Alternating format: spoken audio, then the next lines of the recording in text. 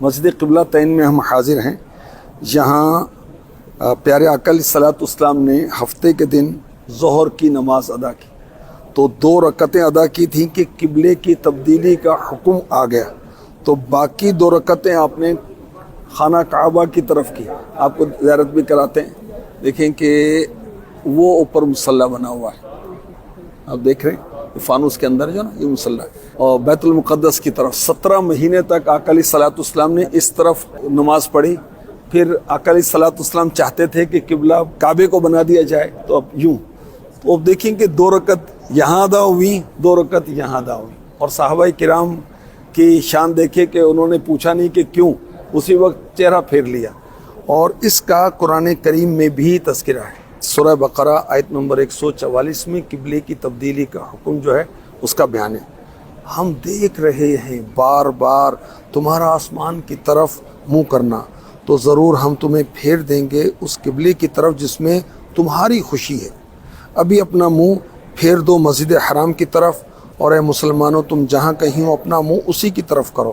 اور وہ جنہیں کتاب ملی ہے ضرور جانتے ہیں یہ ان کے رب کی طرف سے حق ہے، اور اللہ ان کے کوتکوں سے بے خبر نہیں.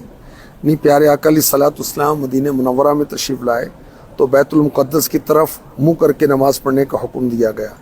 تو اللہ کا حکم تھا، میرے آقا علیہ الصلوۃ والسلام ادا کرتے تھے. لیکن قلب اطہر میں خواہش یہ تھی کہ کعبے کو مسلمانوں کا قبلہ بنایا جائے. آقا علیہ الصلوۃ والسلام کو یہ پسند اس لیے تھا کہ ابراہیم علیہ السلام نے خانہ کعبہ کو قبلہ بنایا تھا اور کثیر انبیاء کرام علیہم السلام نے. اللہ اکبر. اچھا، یہودی جو فخر و غرور میں مبتلا تھے کہ بیت المقدس کی طرف مسلمان منہ کر کے نماز پڑھتے ہیں، ہمارے دین کی مخالفت بھی کرتے ہیں. تو پیارے آقا علیہ الصلوۃ والسلام نماز پڑھ رہے تھے اور امید پر بار بار آسمان کی طرف دیکھ رہے تھے تو قبلے کی تبدیلی کا حکم ہوا. اس میں نماز کے دوران آیت نازل ہوئی. آقا علیہ الصلوۃ والسلام کی رضا کو رضائے الہی قرار دیا گیا، اور آپ کے چہرے انور کے حسین انداز کو قرآن نے بیان کیا کہ بار بار آپ آسمان کی طرف اس امید سے دیکھ رہے ہیں کہ قبلے کی تبدیلی کا حکم آئے. اور کیا حکم ہوا کہ آپ کی خواہش اور آپ کی خوشی کے مطابق خانہ کعبہ کو قبلہ بنا دیا گیا.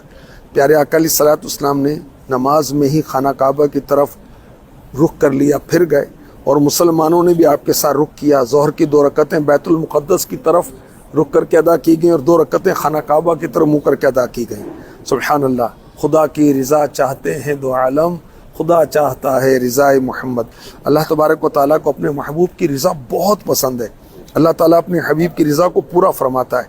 امام فخر الدین رازی رحمۃ اللہ تعالیٰ علیہ فرماتے ہیں بے شک اللہ تعالیٰ نے اپنے حبیب کی وجہ سے قبلہ تبدیل فرمایا، اور اس آیت میں یوں نہیں فرمایا کہ ہم تمہیں اس قبلے کی طرف پھیر دیں گے جس میں میری رضا ہے، نہیں، بلکہ فرمایا فَلَنُوَلِّيَنَّكَ قِبْلَةً تَرْضَاهَا، تو ضرور ہم تمہیں اس قبلے کی طرف پھیر دیں گے جس میں تمہاری خوشی ہے. گویا ارشاد ہوا اے حبیب ہر کوئی میری رضا کا طلبگار ہے، میں دونوں جہاں میں تیری رضا کا طلبگار ہوں. اب سنیے اعلیٰ حضرت کا عشق رسول فرماتے ہیں بلا شبہ حضور اقدس صلی اللہ علیہ وسلم اللہ تعالیٰ کی مرضی کے تابع ہیں، اور بلا شبہ آپ صلی اللہ علیہ وسلم کوئی بات اللہ تعالیٰ کے حکم کے خلاف نہیں فرماتے، اور بلا شبہ اللہ تعالیٰ حضور اقدس صلی اللہ علیہ وسلم کی رضا چاہتا ہے. جب نبی کریم صلی اللہ علیہ وسلم مدینہ منورہ تشریف لائے، اللہ تعالیٰ کا حکم یہ تھا کہ بیت المقدس کی طرف منہ کر کے نماز پڑھی جائے. حضور پرنور صلی اللہ علیہ وسلم تابع فرمان تھے. یہ حضور اقدس صلی اللہ علیہ وسلم کی طرف سے اللہ تعالیٰ کی رضا جوئی تھی، مگر آپ صلی اللہ علیہ وسلم کا قلب اقدس یہ چاہتا تھا کہ کعبے کی طرف منہ کر کے نماز پڑھی جائے. اللہ تعالیٰ نے اپنے حبیب صلی اللہ علیہ وسلم کی مرضی مبارک کے لیے اپنا حکم منسوخ فرما دیا، اور حضور صلی اللہ علیہ وسلم جو چاہتے تھے قیامت تک کے لیے وہی قبلہ مقرر کر دیا. یہ اللہ تعالیٰ کی طرف سے اپنے حبیب صلی اللہ علیہ وسلم کی رضا جوئی ہے، اور ان میں سے جس کا انکار ہوگا وہ قرآن عظیم کا انکار ہے. ام المؤمنین بی بی عائشہ صدیقہ رضی اللہ تعالی عنہ فرماتی ہیں یا رسول اللہ صلی اللہ علیہ وسلم ما ارا ربک الا یسارع فی ہواک، میں حضور صلی اللہ علیہ وسلم کے رب کو دیکھتی ہوں کہ وہ حضور کی خواہش پوری کرنے میں جلدی فرماتا ہے. اور قیامت کا دن ہوگا، اللہ تعالیٰ اولین آخرین کو جمع فرمائے گا.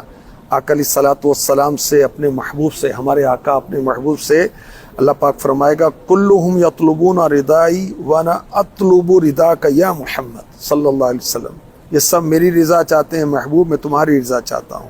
سبحان اللہ۔ تو اللہ تعالیٰ نے اپنے محبوب علیہ الصلوۃ والسلام کی خوشی کی خاطر قیامت تک کے لیے مسلمانوں کے لیے قبلہ کعبے کو مقرر کر دیا۔ اللہ تعالیٰ نے اپنے محبوب کی خوشی کی خاطر 50 نمازوں کو کم کر کے 5 کر دیا۔ اللہ تعالیٰ نے حضور کی خوشی کے لیے بدر و حنین میں فرشتے اتارے، بدر اور حنین کے غزوے میں۔ آپ علیہ الصلوۃ والسلام کی خوشی کے لیے اللہ تعالیٰ نے محبوب کو معراج کرائی۔ آپ کی خوشی کے لیے امتیوں کے گناہ معاف ہوں گے، آپ کی خوشی کے لیے آپ کو حوض کوثر عطا ہوا، آپ کی خوشی کے لیے امتیوں کی نیکیوں کے پلڑے بھاری ہوں گے، پل صراط سے سلامتی سے گزریں گے، جنت میں داخل ہوں گے۔ وَلَا سَوْفَ يُعْطِيكَ رَبُّكَ فَتَرْضَىٰ، اور بے شک قریب ہے تمہارا رب، تمہیں اتنا دے گا تم راضی ہو جاؤ گے۔ اعلیٰ حضرت پھر کیا عرض کرتے ہیں، تو جو چاہے تو ابھی میل میرے دل کے دھلیں، کہ خدا دل نہیں کرتا کبھی میلا تیرا۔ صلو علی الحبیب صلی اللہ تعالی علیہ وسلم۔